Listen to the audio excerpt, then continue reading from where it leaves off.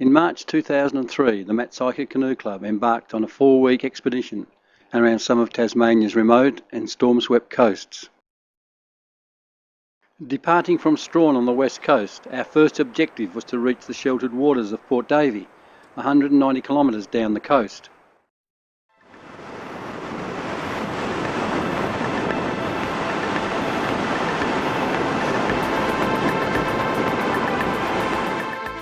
There were a few nervous glances as paddlers steel themselves for typical west coast conditions, huge swells and strong winds. Instead, we had unbelievably good weather as we negotiated the many rocky reefs between Cape Sorel and Gorge Point.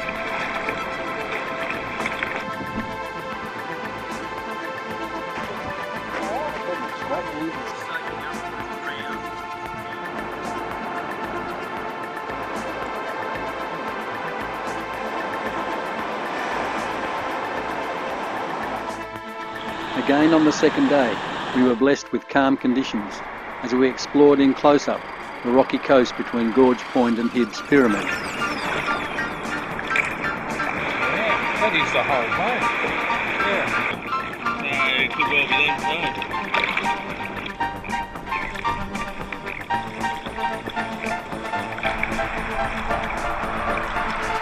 them, you can do your squatting now. No, you can't move yet. At Hibbs Pyramid, the mosquitoes were murderous. The beach campsite was excellent as we enjoyed the fruits of Jamie's diving. Yeah, I know. Like a big tripod.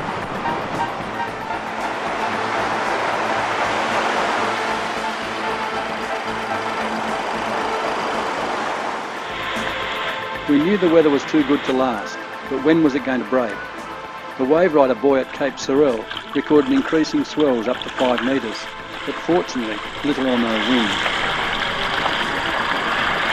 We were hoping to get into the mouth of the Wanderer River, but the increasing swells could make this difficult.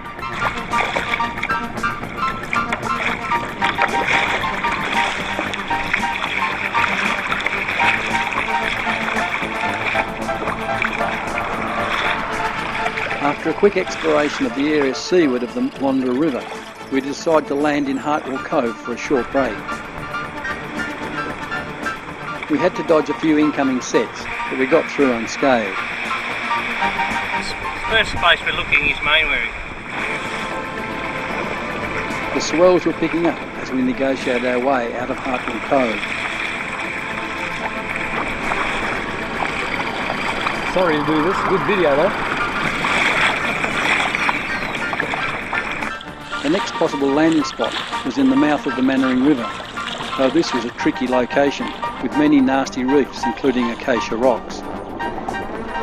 Matt went in for a look, but we decided to give the Mannering a wide berth, and it was just as well. As we turned and headed out, a few monstrous waves appeared. The waves broke about 50 metres behind us. It could have been a very nasty situation. We had no option but to push on for the shank and hope for a more sheltered landing spot. Tensions were really running high.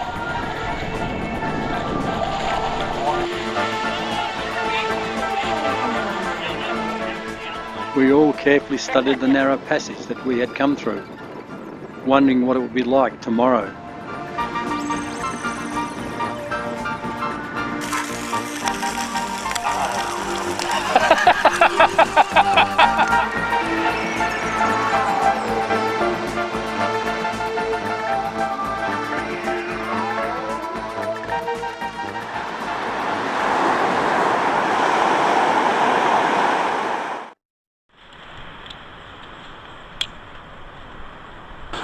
So if you go to the corner, that'll be 4. 16 Fortunately, the seas had it abate a little overnight, and we could take a shortcut out of the shank. And what did you think of yesterday? Not aggressive. Initially, Nye Bay, 15 kilometres south of Low Rocky Point, was our destination for today.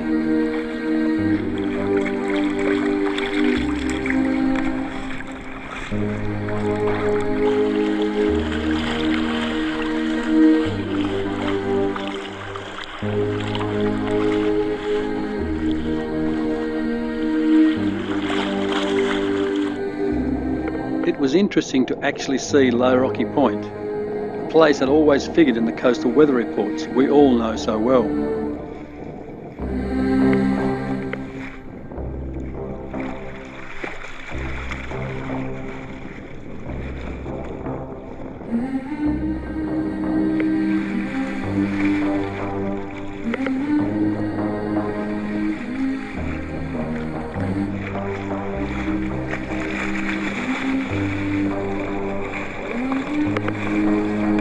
Just around Low Rocky Point, we had to avoid a few huge swells, but Cowrie Beach was a beautifully sheltered landing spot, just right for lunch. This is it. This Yeah, is well, Cowrie. there's the grassy area, look.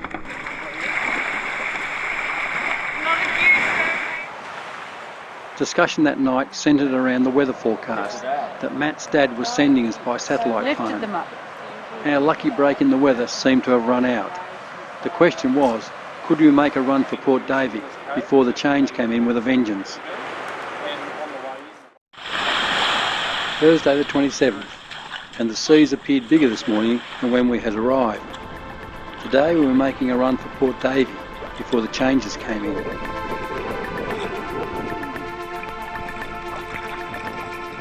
This was a bit disappointing, as we'd wanted to explore the coast in detail, especially Wreck Bay, with the remains of the Svenna, an old sailing ship. Get me a cup of coffee. Hi guys. This is me working really hard.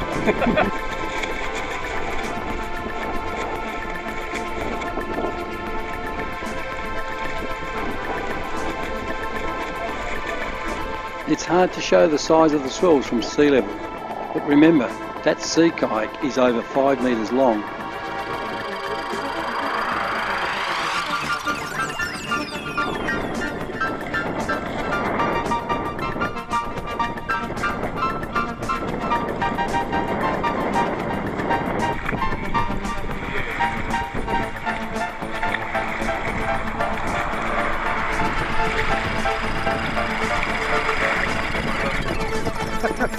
As the day progressed, the swell, seas and wind all start to pick up. The Greenlander sea kayak with sails revel in these conditions.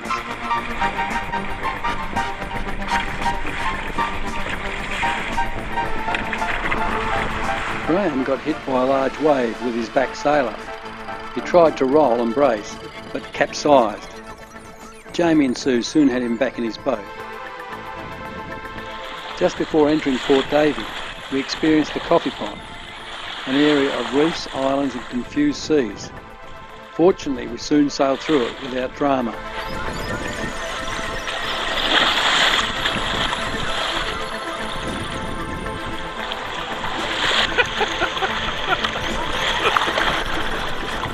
It's a bit like that, isn't it?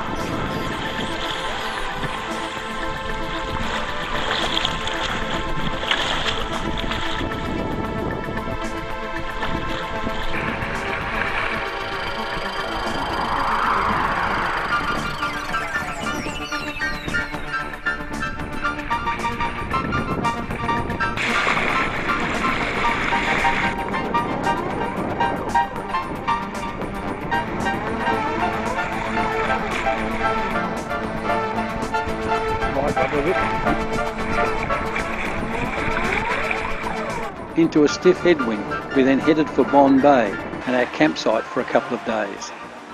Do I believe what I'm seeing? Some nights I can stay up. We all relaxed with some serious cooking now that we were safely in Port Davey.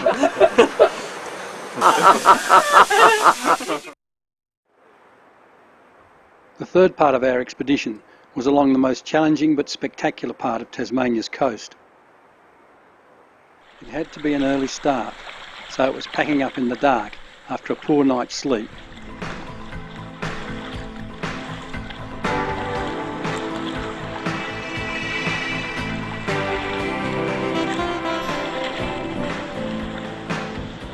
Somewhat nervously, we sailed out of Port Davey and around to Hilliard Head.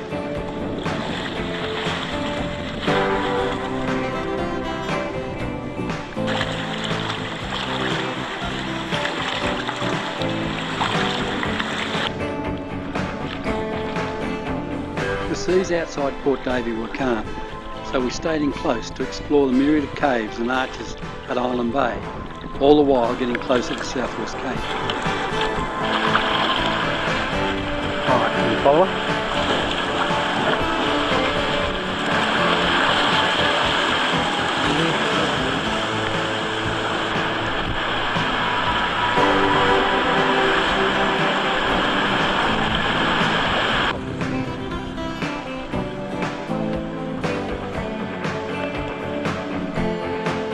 Stop it. I can't ride my fingers.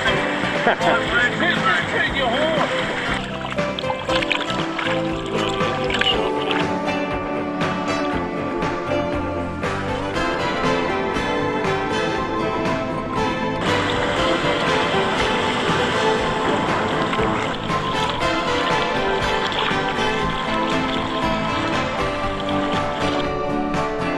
With a light northwesterly, we soon reached Mackay's Gulf just before the Cape for a toilet stop and to stretch the legs.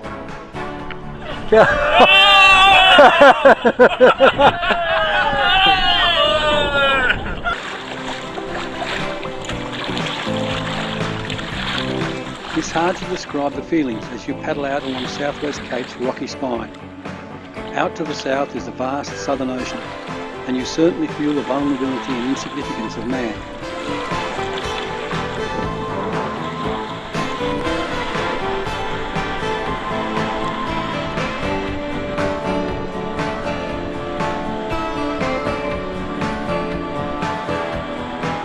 I have never before seen so many seals at South West Cape, maybe because of the superbly calm conditions.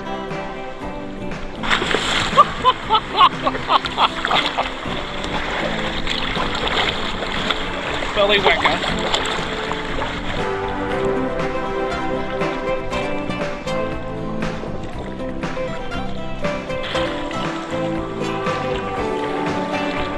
It was so calm that we could explore caves and rock inlets between Karamu Bay and Tilapia Point.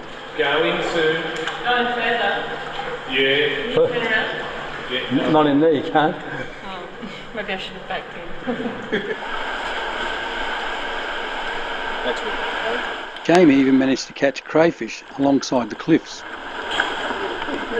One. Good God.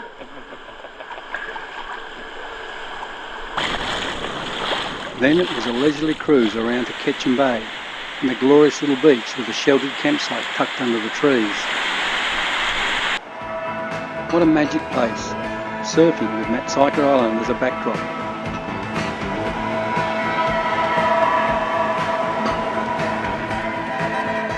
In the late afternoon sunlight, Dave, Rex and I climbed the nearby ridge to gaze out to DeWitt Island and along to Cox's Bluff.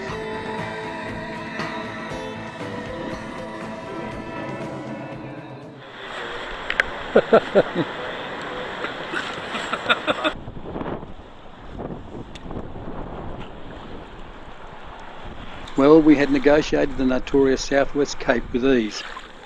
Today's paddle would be a rather tame leg to New Harbour, or so we thought. It always looked so easy, and Matt proved it, or so Jamie thought.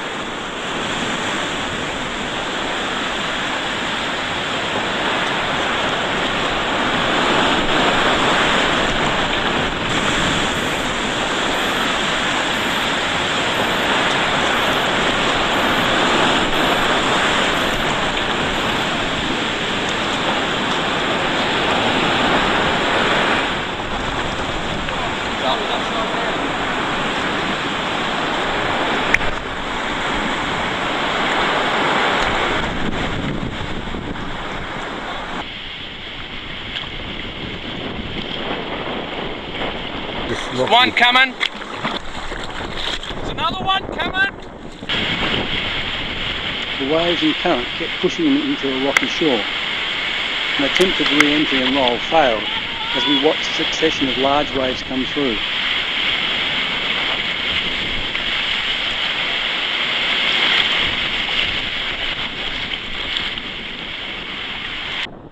After many tries, Matt succeeded in getting a rope to Jamie and towed him to safety. Keep going. Keep going. Get him out.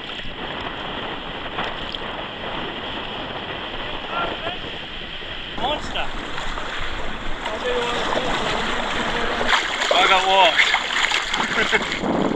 And I think that was on the heavy duty cycle.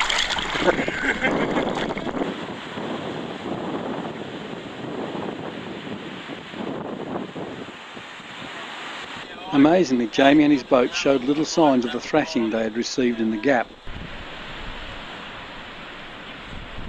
I'd be 10 out of 10 from all judges. After all the drama and excitement, we were all ready for a late lunch, though some people thought Brian's idea of gourmet food dubious. Yummo!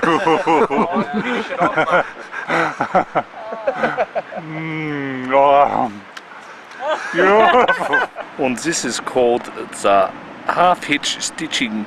You see, it's beautiful. It always happens in threes.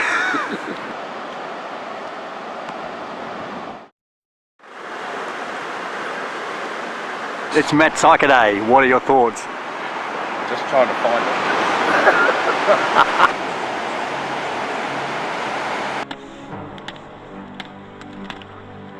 Maatsuyker is 18 kilometres out from New Harbour.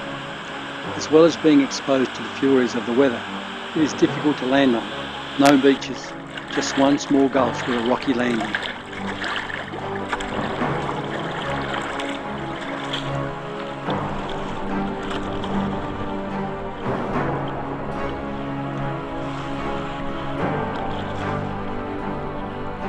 I thought the plan was to go out to the Needles and the seal colony there, then head back around the eastern side and land in the Gulch. Next thing I knew, only Jamie was with us. The others had diverted to the landing spot because of the lumpy seas.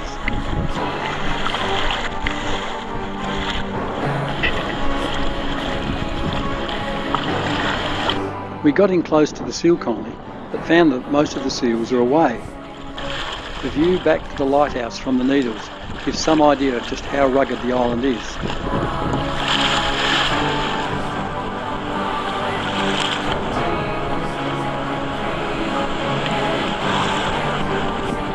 We decided to negotiate another narrow passages between the Needles, and for a few moments the adrenaline was really pumping. It is.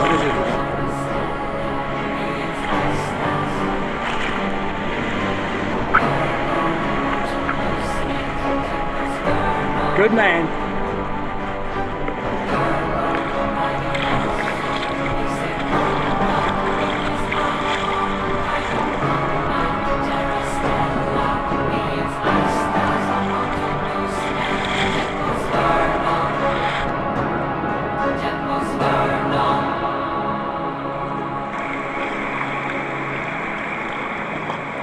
Paddling around the eastern side of the island revealed even more seals, before we met up with the others who had just finished landing.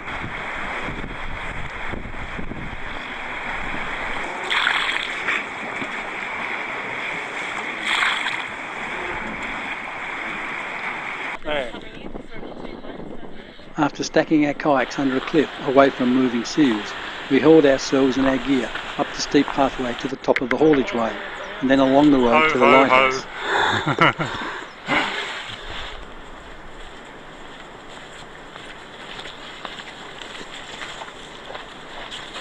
Here we met Richard, one of the caretakers, who gave us a quick briefing on procedures before we met Wendy and visited the Heritage Garden.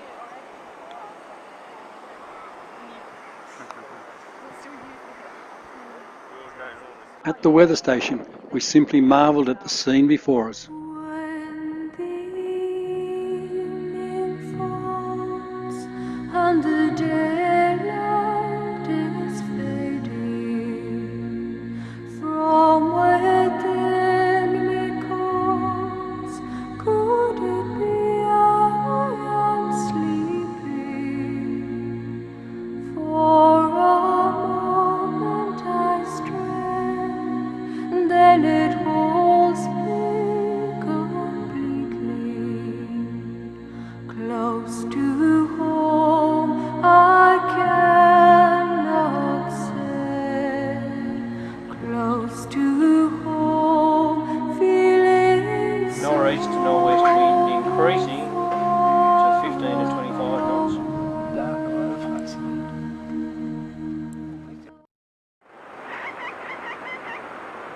We had a leisurely start to the day, enjoying the comforts of the keepers' old houses. Then Wendy and Richard generously gave us a conducted tour of the lighthouse that was built in 1890. It is the most southerly of the Australian lighthouses. Yeah. Jeez, that's fantastic. Oh, amazing. Absolutely every bit of clearance relates to the height of the lens. That each of these prisms has a separate compound angle on every face from this moving candle power. The one with the film rolling, because it's continuous.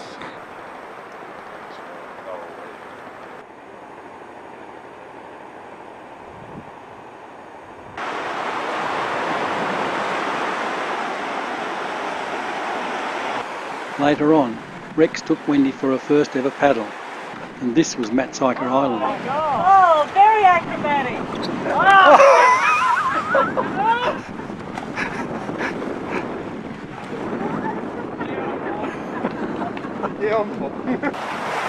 Does this mean I have to walk tomorrow? For hypothermia, take.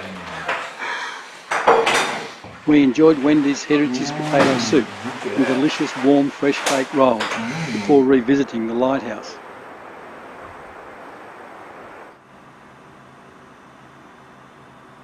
It's been a while before the moon comes.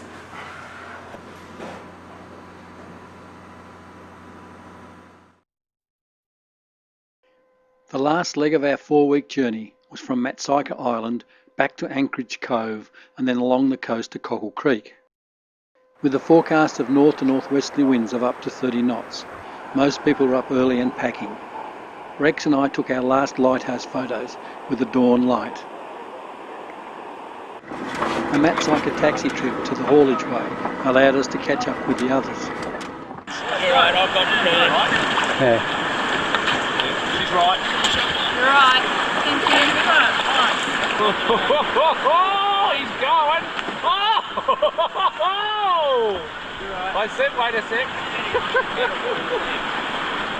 Matt took Sarah and Jean back to Anchorage Cove, while the rest of us went in search of the spectacular sea cave through Flat Top Island. En route, we saw the Muse Stone down to the south and passed close to Round Top Island.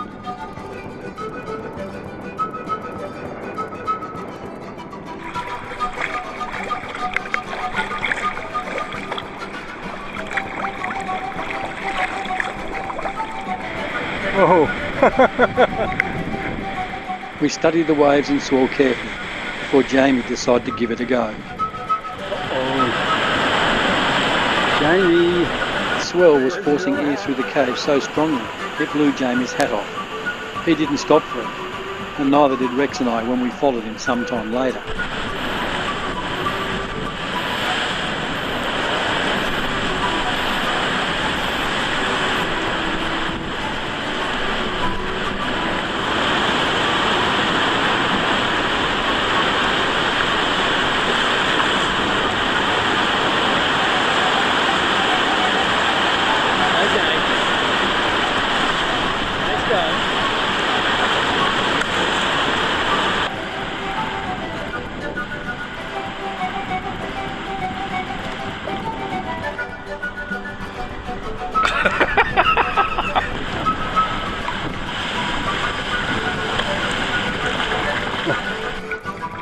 Incredibly, we could hear a blowhole working from a couple of kilometres away.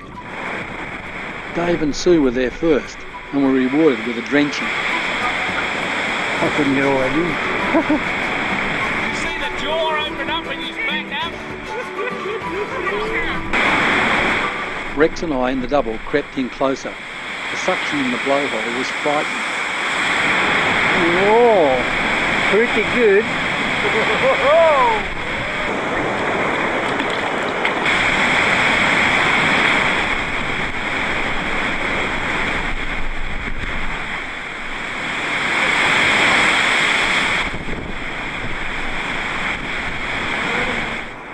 At Temple Corner, the bent and folded strata were amazing, and then it was off to Anchorage Cove and a sheltered campsite on the beach with the whole group. forecast was for a major front with gale force southwesterly winds, so there was a degree of tension as we departed.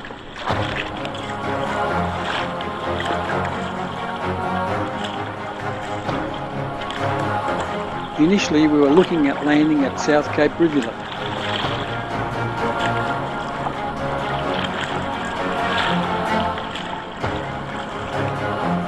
Precipitous bluff loomed into view.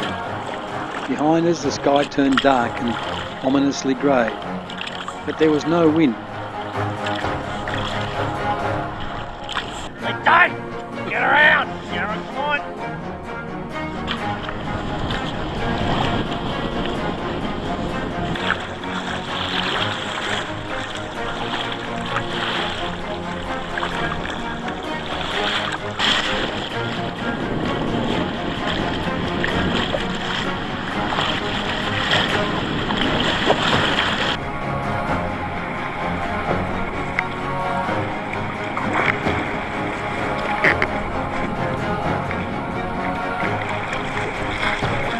The cliffs between Point Vivian and Soldier Bluff were spectacular and drenched with spray.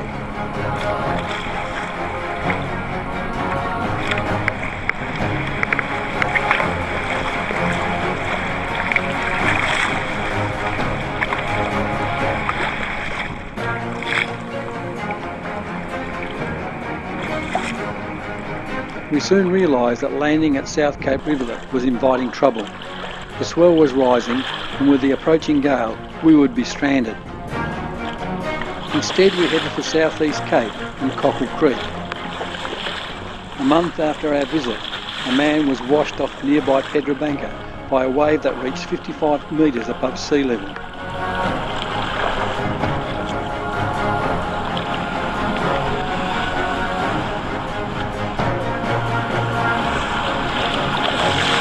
Once around South East Cape and Whalehead Point, we were in sheltered waters. Cockle Creek eventually came into view as the rain started.